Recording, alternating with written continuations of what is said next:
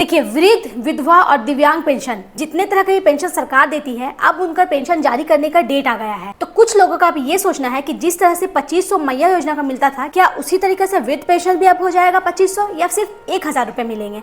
सब कुछ आपको इस वीडियो में मैं क्लियर करने वाली हूँ। साथ ही साथ मैं आपको ये बताऊंगी कि इस पेंशन योजना को लेकर बहुत सारे बदलाव किए गए हैं। वो क्या है, आइए स्क्रीन पर देखते हैं। अगर आप मेरे चैनल में नए हैं तो वीडियो को लाइक, चैनल को सब्सक्राइब करिए ताकि हर तरह की छोटी बड़ी जानकारी मैं आपको अपने चैनल के माध्यम से देती रहूं। सबसे पहला अपडेट देखिए, पेंशन कितना मिलेगा, 2500 मिलेगा या 1000 मिलेगा। मार्च 2026 से पेंशन से जुड़े महत्वपूर्ण बदलाव किए गए हैं जो देश भर के लाखों पेंशन धारकों को प्रभावित करेगी। 27 मार्च से लागू इन नए नियमों के तहत न केवल पेंशन भुगतान की तारीख में बदलाव किया गया है बल्कि राशि में भी कुछ संशोधन देखने को मिला है। देखिए, 27 मार्च से पेंशन योजना को लेकर बहुत सारे बदलाव किए गए हैं। सरकार का उद्देश्य इस बदलाव के माध्यम से पेंशन प्रणाली को अधिक पारदर्शी, नियमित और लाभकारी बनाना है। कई राज्यों में पेंशन वितरण की प्रक्रिया को डिजिटल प्लेटफॉर्म से जोड़ दिया गया है जिससे भुगतान में देरी की समस्या कम हो सके। इसके अलावा पात्रता मानदंडों में भी कुछ सुधार किए गए हैं ताकि वास्तविक लाभार्थियों तक ही योजना का लाभ पहुंचे। ये सारा कुछ पहले इस योजना का ऑफलाइन था, लेकिन सरकार ने अभी बहुत कुछ ऑनलाइन कर दिया है कि आप लोगों को टाइमली पैसा नहीं मिलता है, इसलिए आपको ये सारी योजना का पैसा बिल्कुल टाइमली मिल सके, इसलिए सरकार ने कुछ सारी चीजों को ऑनलाइन कर दिया है। 27 मार्च से ये सारा कुछ नियम को बदल दिया गया है। सरकार ने जो नियम लागू किया है, इससे आपको क्या फायदा मिलेगा, आइए देखते हैं। सरकार द्वारा लागू किए गए नियमों के अनुसार अब पेंशन भुगतान की तिथियों को अधिक व्यवस्थित किया गया है। पहले जहां कई बार भुगतान में देरी होती थी, वहां अब एक निश्चित शेड्यूल तय किया गया है जिससे लाभार्थियों को समय पर पैसा मिल सके। अधिकांश राज्यों में पेंशन अब महीने की शुरुआत में ही सीधे बैंक खातों में ट्रांसफर की जा रही है।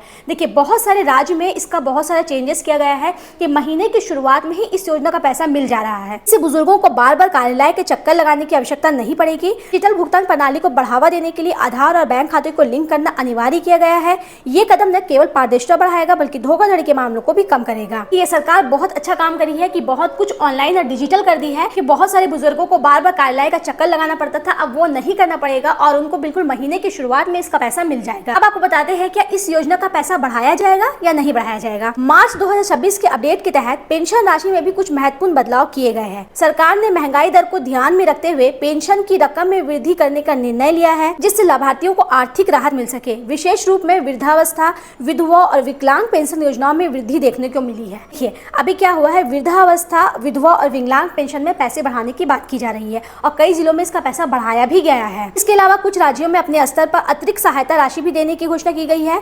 इस बदलाव का उद्देश्य ये सुनिश्चित करना है कि पेंशन धारकों की बुनियादी जरूरतें आसानी से पूरी हो सके।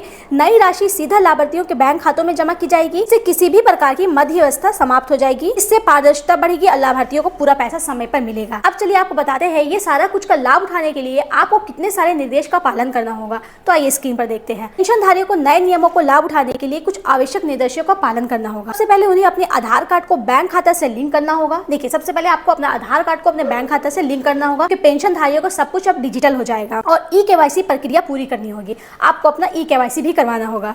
इसके अलावा उन्हें अपने बैंक खाते की जानकारी अपडेट रखनी चाहिए ताकि भुगतान में किसी भी प्रकार की बाधा न आए। सरकार ने समय समय पर अपडेट जारी करने के लिए हेल्पलाइन और ऑनलाइन सेवा भी शुरू की है जिनका उपयोग लाभार्थी कर सकते हैं। यदि किसी भी भुगतान में देरी या समस्या का सामना करना पड़ता है तो संबंधित विभाग से संपर्क कर सकते हैं। इन निर्देशों का पालन करके पेंशन धारक आसानी से नई व्यवस्था का लाभ उठा सकते हैं और बिना किसी परेशानी के समय पर अपनी पेंशन प्राप्त कर सकते हैं। देखिए, सरकार ने नंबर भी जारी कर दिया है। अगर आपको पेंशन मिलने में देरी हो या कोई प्रॉब्लम आए या कुछ भी दिक्कत हो तो आप उस नंबर पर कॉन्टेक्ट करके अपना प्रॉब्लम को सॉल्व करवा सकते हैं।